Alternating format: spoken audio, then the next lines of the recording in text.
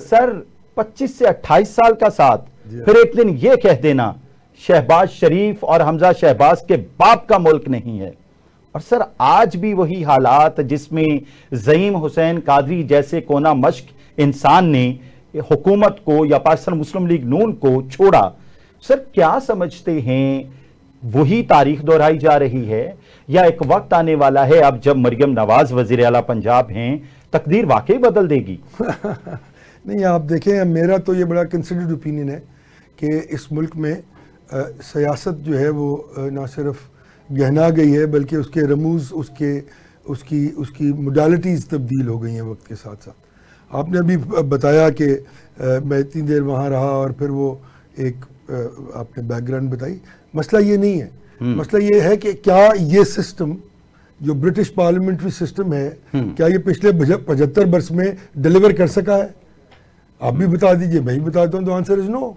تو اگر یہ ڈیلیور ہی نہیں کر پایا تو کیا ہی ضروری ہے کہ کوئی حدیث یا کسی اور بڑی کتاب میں اس کا ذکر ہے کہ ہم نے اسی پہ اسٹک کرنا ہے؟ ہمارا سب سے بڑا کنسرن اس وقت یہ ہے جو عوام پاکستان بات کر رہی ہے کہ ہم یہ سمجھتے ہیں، ہمیں یہ ایک یقین ہے کہ یہ موجودہ نظام عوام کو ڈیلیور نہیں کر سکتا. آپ کو اس میں بہت بڑی تبدیلی لانی پڑے گی.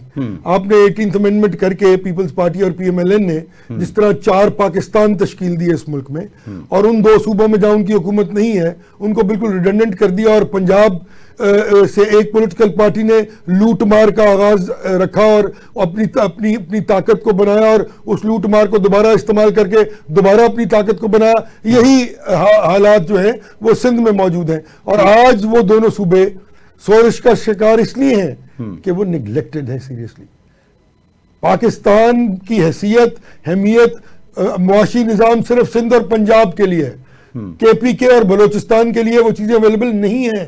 اسی لیے وہاں پر اتنی سورش اور لوگ جو ہے وہ وہاں کے دول پاکستان سے علیحدگی کی بات کر رہے ہیں. بلوچستان اور کے پی کے یہ وہ صوبے تھے جہاں 80% کی میجورٹی نے پاکستان کے ساتھ الحاق کی بات کی تھی اور پاکستان بنتے وقت 90% 80% لوگوں نے ووٹ پاکستان کے حق میں دیا تھا. رائٹ. تو آج کیا ہو گیا؟ سر دیکھیے اس وقت آپ یہ کہہ رہے ہیں یہ نظام ڈیلیور نہیں کر پا رہا. جی کر سکا. جی نہیں کر سکا. کیا اس میں سخت نہیں ہے یا لوگوں کی بددیانتیاں شامل ہیں؟ جی بددیانتی اس کا ایک بہت بڑا ایسپیکٹ ہے لیکن اس میں سخت بھی نہیں ہے کیونکہ جس برٹش پارلیمنٹری سسٹم کی ہم جو ہے وہ میں رہنا چاہ رہے ہیں اس کی موڈیلٹیز ہی اس ملک میں نہیں ہے. اس میں پولرائزیشن، اس پہ ریلیجس سیکٹ، اپنا لنگوسٹک اور پنجابی بلوچ سندھی کی جو پولرائزیشن ہو چکی ہوئی ہے اس ملک میں، وہاں ایک ایسا نظام چاہیے جہاں کہ فیڈریشن آف پاکستان کو تقویت دی جائے.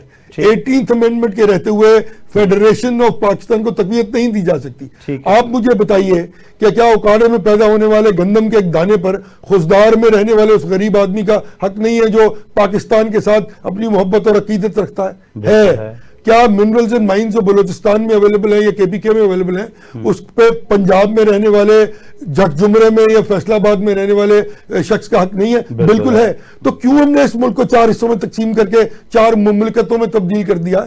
صرف اپنے مذموم مذاہب کو پورا کرنے کے لیے، اپنی سیاست کو اور اقتدار پر قابض رہنے کے لیے. ابھی تک آپ تو 18th امینڈمنٹ کی بات کر رہے ہیں، یہاں تو 26th امینڈمنٹ آ چکی ہے، ابھی 27 اور اگر ضرورت پڑی تو 28 آنے والی ہے. میرا نہیں خیال کہ یہ 26 سے سلسلہ آگے جائے گا. اچھا، جو اس وقت سچویشن ہے اس کو کنٹرول کرنا بہت مشکل ہے.